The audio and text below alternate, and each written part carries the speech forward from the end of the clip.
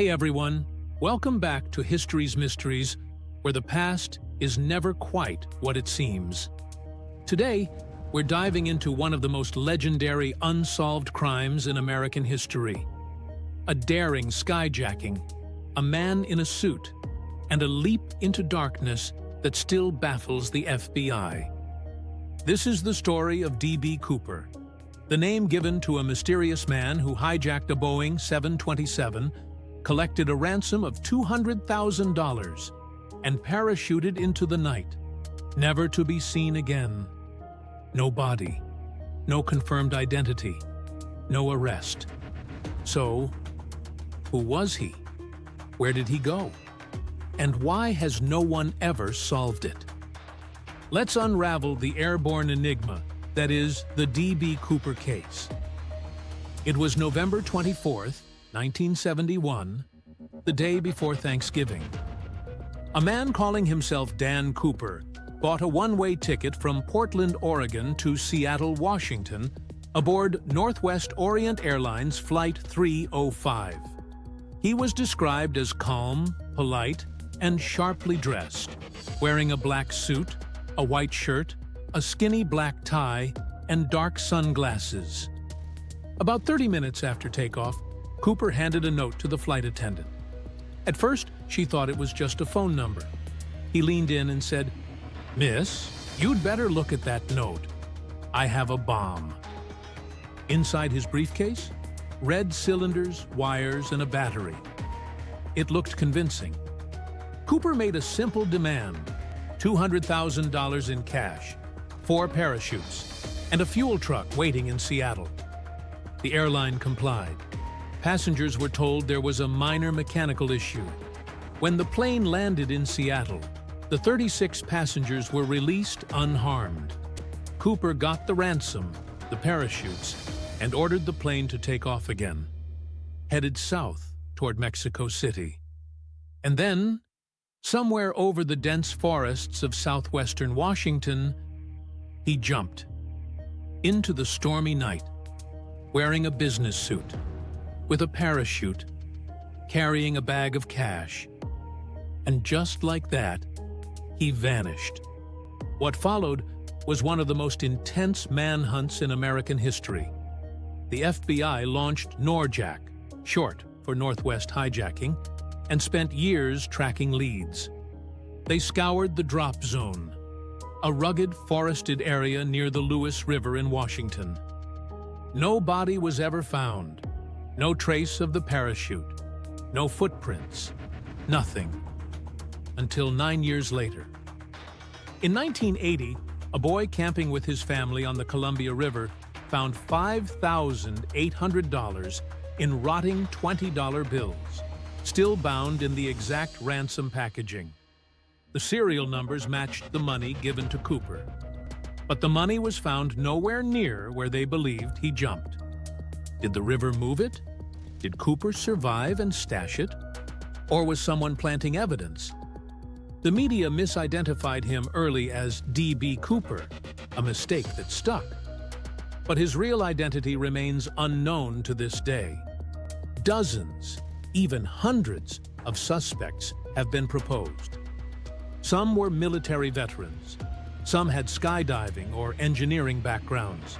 Others were career criminals or angry ex-employees. Here are a few of the most famous. Richard McCoy, who pulled off a nearly identical hijacking 5 months later, but was caught. Robert Rackstraw, a former paratrooper and con artist who hinted he was Cooper before denying it. Kenneth Christensen, a former flight attendant and Army paratrooper who matched the profile eerily well. Despite thousands of leads, the FBI has never officially named Cooper. In 2016, after 45 years, they closed the case. Officially, anyway. So let's dive into the mystery. Could D.B. Cooper have survived the jump? Most experts say the odds were against him. He jumped into freezing rain in total darkness over rough terrain, with no helmet, no flight suit, and no way to steer. But others argue this wasn't random. He chose a 727 for a reason. It had a rear stairway he could deploy mid-flight. He requested the plane stay below 10,000 feet and fly at a slow speed. He knew the aircraft. He asked for 2 front chutes and 2 backups, possibly to trick authorities into giving him real working gear. That's not a beginner. And then there's the money. Most of the $200,000 was never spent, never recovered, never seen again. It didn't surface in circulation. It didn't show up in drug busts. It didn't appear in foreign banks. Where did it go? And that $5,800 that washed up in 1980, it raises more questions than answers. Had Cooper buried it as a diversion? Had someone else taken it from him? Could Cooper have escaped and started a new life? Some even believe he was dying or suicidal and didn't expect to survive the jump, meaning it was all one last act of rebellion. And then there's the conspiracy theory side. Was Cooper an inside man? A CIA asset? A distraction for something bigger? Some suggest government records on Cooper are being deliberately suppressed.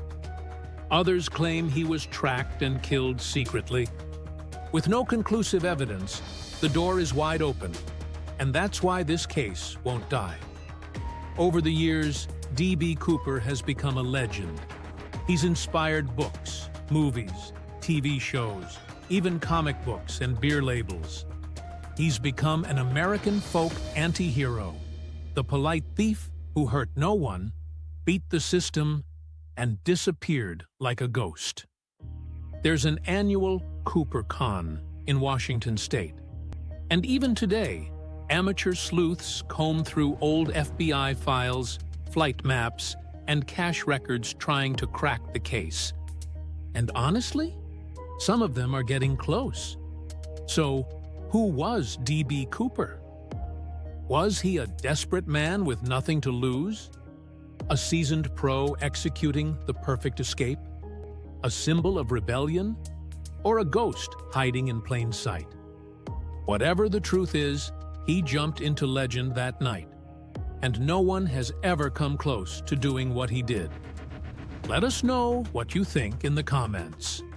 Was D.B. Cooper a genius criminal or just lucky?